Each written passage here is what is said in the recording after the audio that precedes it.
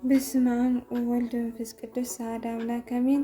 ሰላም ለቻናሌ ተኸታተልቲ ከመይ ቀኒኩም ደህና ዲኩም? ኣነ ሰላም እግዚአብሔር ይመስገን። ኣብቲ ተሰለኹምዎ ሰላምኩም ብዙሕ ትረፍ ይበለለይ። ልሙዓንቲት መንፈሳዊ ስነ ጽሑፍ እቲ መሪ ስደት ቀዳማይ ክፋል ሒዘልኩም መፅእ እኒአኹ። ጀሚረ እስካብ ፍፅም ሳይክፀንሑ በትሕትና ይላወኩም።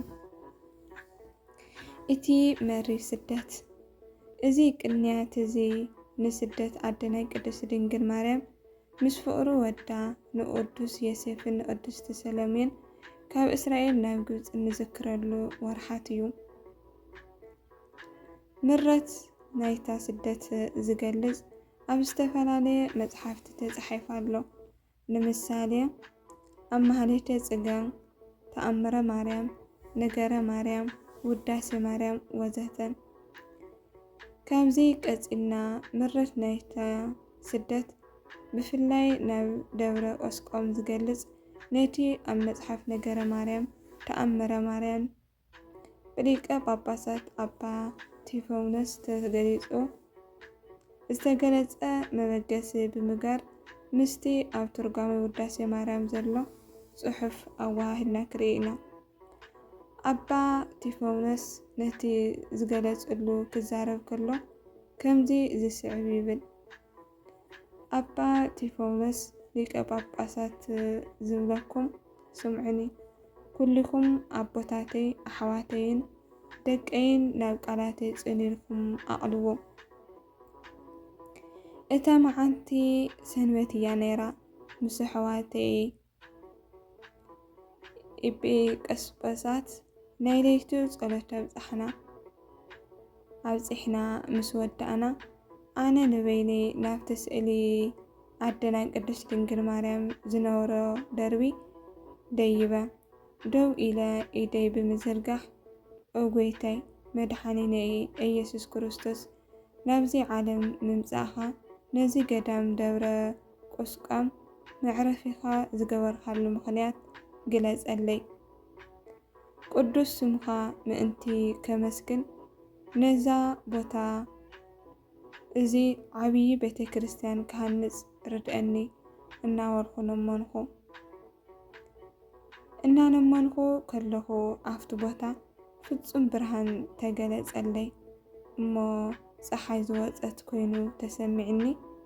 ካብቲ ብርሃን ድማ ቅድስቲ ድንግል ማርያም ብብዙሓት መላእኽቲ ተኸቢባ ተገሊጻትለይ። በቲ ዘደንቕ ግርማኣ ልበይ ተሰዊሩ ከይተፈለጠኒ ወዲአ ከምውት ኮንኩ። ቅዱስ ሚካኤል ካብ ዝወደቕኽዎ ኣተንሲኡ ፍርሓተይ ኣርሐቀለይ። ኣብዚ ግዜ እዚ ኣደና ቅድስት ድንግል ማርያም ኦ ሕሩይቲ ቴዎፍሎስ ሰላም ንዓኻ ይኹን። እንሆ ነቲ ዝለመንካዮ ኩሉ እቲ ካብ ኢየሩሳሌም ናብ ግብፂ ዝመጻእኽዎ ክነግረካ ብፍቓድ ፍቁር ወደይ ተገሊጸልካ። ፍቁር ወደይ ምስ ተወለደ ስደት መረፀ። እዚ ከዓ ነቶም ኣብ ዓለም ዘለዉ ንዘለዓለም ምስክር ኮይኑ ትሕትና ንክምህረና እዩ። ብደመና ተጻዒኑ ኣብ ኣፍራስ ተወጢሑ ክኸይድ ኣይደለየን እኳ ደኣ ኣብ ኣእዳወይን ኣብ ዝባነይን እናተጸረ ካብ ኢየሩሳሌም ክሳብ ኣብዚ መጸ።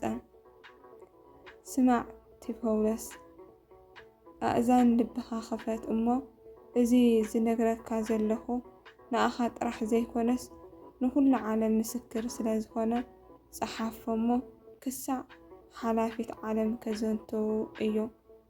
ክዝንተው እዩ ብምባል ጎይታና መድሓኒና ኢየሱስ ክርስቶስ ብኣበሳሪ ቅዱስ ገብርኤል ከም ዝተጠነሰ ንሓፍትናኣ ቅድስቲ ኤልሳቤጥ ሰላም ከም ዝበለታ ኣብ መብልዒ ማል ምስ ተወለደ ንጓሶት ከም ዝተገለጸሎም ሰብኣ ሰጊዶም ምባእ ከም ዘቕርቡ ኣብ 40 መዓልቱ ናብ ቤተ መቕደስ ከም ዝኣቱ እሞ ኣረጋዊ ስምዖን ብእዳው ምስ ሓቐፎም ኣዒንቱ ከም ዝተኸፈተ ሄሮዶስ ክቐትሎ ከም ዝደለየ ካብ መጀመርያ ክሳዕ መፈጸምታ ኣስፊሓ ገሊጻትለይ ኩሉ እቲ ኣብ ስደት ዘጋጥማ መንከራ ከምዚ እናበለት ነገረትኒ።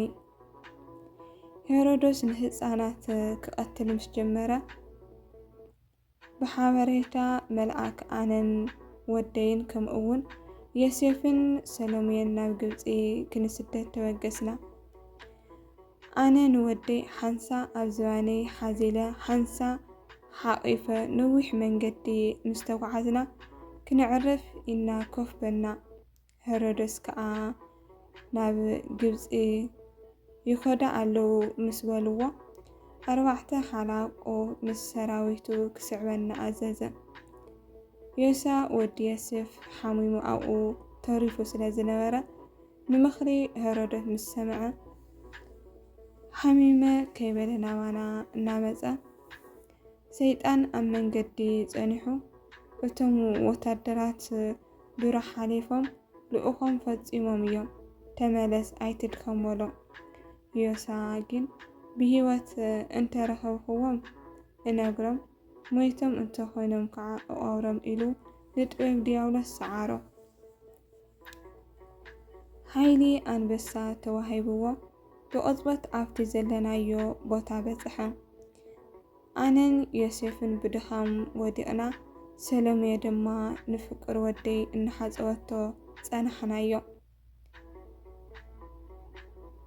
ኣየ ንስኻትኩም ኣዕሪፍኩም ኣለኹም ሎሚ ኣብ ምድሪ ገሊላ ቆልዓ ዝሓቐፈታዶ ዘላ ዶ ይመስለኩም በለና።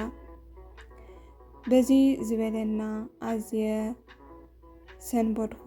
ንፍቅሪ ወደይ ካብ ሰሎሜ ተቀቢለ ሃሩር መዓልቲ ቁሪ ረይቲ ዝተቀበልኩልካሰ ካብ ሞት ዘየድሕነካ ድያ እናበልኩ መሪር ብኽያት በኸኹ።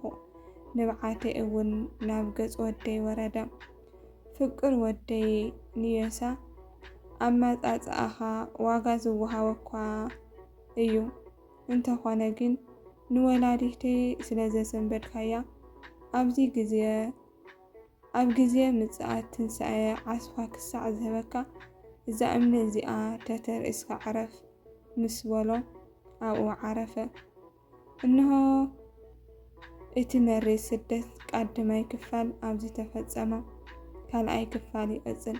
ጀሚረ እስካብ ፍጽም ሳይ ስለ ዝጸናሕኩም እግዚአብሔር ኣምላክ ይኽብረለይ። ለቻናሌ ሓደሽቲ ዝኾንኩም ሰብስክራይብ ብምግባር ቤተሰብ ሁኑ። ወስብሐት ለእግዚአብሔር ወለወላዲቱ ድንግል ወለመስቀሉ ክብር ይኹን። አሜን።